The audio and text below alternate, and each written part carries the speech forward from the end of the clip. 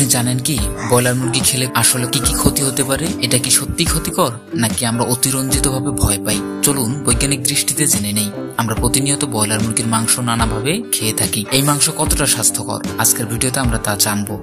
Broiler মুরগিকে খুব দ্রুত বড় করা হয় ও বাজারজাত করা হয়। এই মুরগি 30 থেকে 35 দিনের মধ্যে 2 থেকে 3 কেজি পর্যন্ত হয়ে যায়। দ্রুত ওজন বাড়ানোর জন্য উচ্চ ক্যালোরির ফিড, অ্যান্টিবায়োটিক এবং মাঝে মাঝে গ্রোথ বুস্টার ব্যবহার করা হয়। সমস্যার মূল উৎস এখান থেকেই শুরু। অতিরিক্ত অ্যান্টিবায়োটিকের বিপদ। ব্রয়লার খামারে অনেক সময় মুরগিকে রোগ থেকে বাঁচাতে নিয়মিত অ্যান্টিবায়োটিক ইনজেকশন দেওয়া হয়। বিশেষজ্ঞদের মতে এগুলো মানুষের শরীরে অ্যান্টিবায়োটিক রেসিস্ট্যান্স তৈরি করে, অর্থাৎ ভবিষ্যতে যখন তুমি কোনো বড় রোগে পড়বে সাধারণ অ্যান্টিবায়োটিক কাজ নাও করতে পারে। বিশ্ব স্বাস্থ্য সংস্থা WHO বারবার সতর্ক করেছে পোল্ট্রি ফার্মে অ্যান্টিবায়োটিকের অতিরিক্ত ব্যবহার ভবিষ্যতে বড় স্বাস্থ্য ঝুঁকি হতে পারে।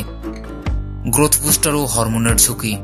অনেক খামারে দ্রুত ওজন বাড়ানোর জন্য স্টেরয়েড বা গ্রোথ বুস্টার ব্যবহার করা হয়। এর সম্ভাব্য ক্ষতি: শরীরে হরমোনাল ইমব্যালেন্স, পুরুষ ও নারীর হরমোনে পরিবর্তন, শিশুদের ক্ষেত্রে আগেভাগে বয়ঃসন্ধি।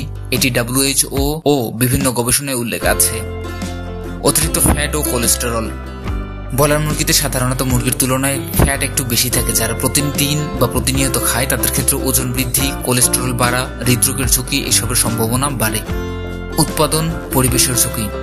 বাংলাদেশ সহ অনেক দেশে অনেক খামারেই মুরগি অস্বাস্থ্যকর পরিবেশে বড় হয়, ফলে ব্যাকটেরিয়া, স্যালমোনেলা বা অন্যান্য জীবাণুর ঝুঁকি থাকে। সঠিকভাবে রান্না না করলে খাদ্য বিষক্রিয়া পর্যন্ত হতে পারে। প্রশ্ন: তাহলে কি ব্রয়লার খাওয়া যাবে না? বিশেষজ্ঞরা বলেন ব্রয়লার মুরগি যদি ভালো খামারের হয়, সঠিকভাবে রান্না করা হয় তাহলে খাওয়া যায়, কিন্তু ঝুঁকি কমাতে প্রতিদিন না খাওয়া, শিশু ও গর্ভবতী নারীদের সীমিত খাওয়া এবং পরিচ্ছন্ন খামারের মুরগি বাছাই করা খুব জরুরি।